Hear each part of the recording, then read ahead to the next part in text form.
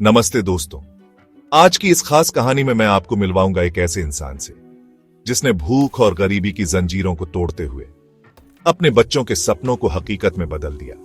तो चलिए शुरू करते हैं रामू की प्रेरणादायक कहानी।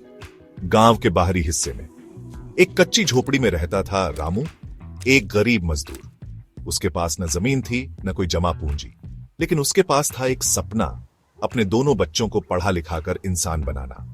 हर सुबह सूरज से पहले उठकर वह ईंट भट्ठे या खेतों में काम ढूंढने निकलता, दिन भर मेहनत करता और शाम को जो कुछ भी मिलता उसी से घर का चूल्हा जलता। कभी रोटी मिलती, कभी नहीं, लेकिन बच्चों की कॉपी किताब के लिए वह हमेशा पैसे बचाकर रखता।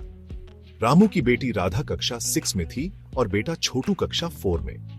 दोनों पढ़ने में होशियार थे। स्कूल के मास्टर साहब तक कहते, रामू तेरे बच्चे एक दिन बहुत आगे जाएंगे। यह सुनकर रामू का सीना गर्व से चौड़ा हो जाता।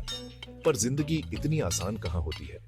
एक दिन रामू बीमार पड़ गया, मजदूरी बंद हो गई और जो थोड़े बहुत पैसे जमा थे वे दवाइयों में खत्म हो गए। घर में खाने के लाले पड़ गए, बच्चों की स्कूल की फीस भी बाकी हो गई। बच्चों ने मां से कहा, मां हम स्कूल नहीं जाएंगे, बाबूजी की दवाई और खाने का इंतजाम पहले जरूरी है। लेकिन रामू को यह बात चुभ गई। कुछ दिन बाद गांव में एक अमीर साहूकार आया जो मजदूरी के बदले तुरंत पैसा देने को तैयार था, लेकिन उसकी शर्तें बहुत कठिन थीं। अगर रामू बीमार पड़ गया या बीच में काम छोड़ा तो उसका घर तक गिरवी रख लिया जाएगा।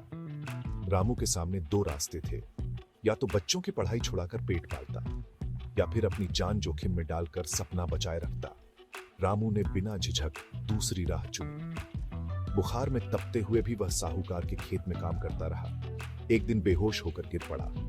गांव वालों ने उसे उठाया और अस्पताल पहुंचाया। हालत गंभीर थी। जब राधा और छोटू अस्पताल पहुंचे तो रामू ने कमजोर आवाज में कहा, बच्चों बाबूजी ने सब कुछ किया, बस तुम लोग पढ़ाई मत छोड़ना। बस वही सपना है जो अब तक जिंदा रखे हुए है।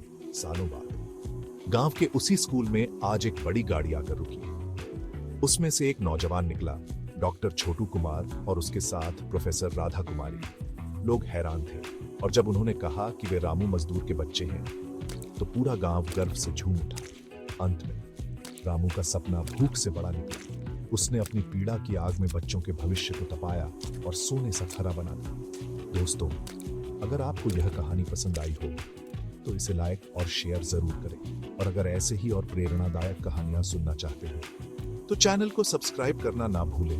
मिलते हैं अगली कहानी में, तब तक के लिए नमस्ते।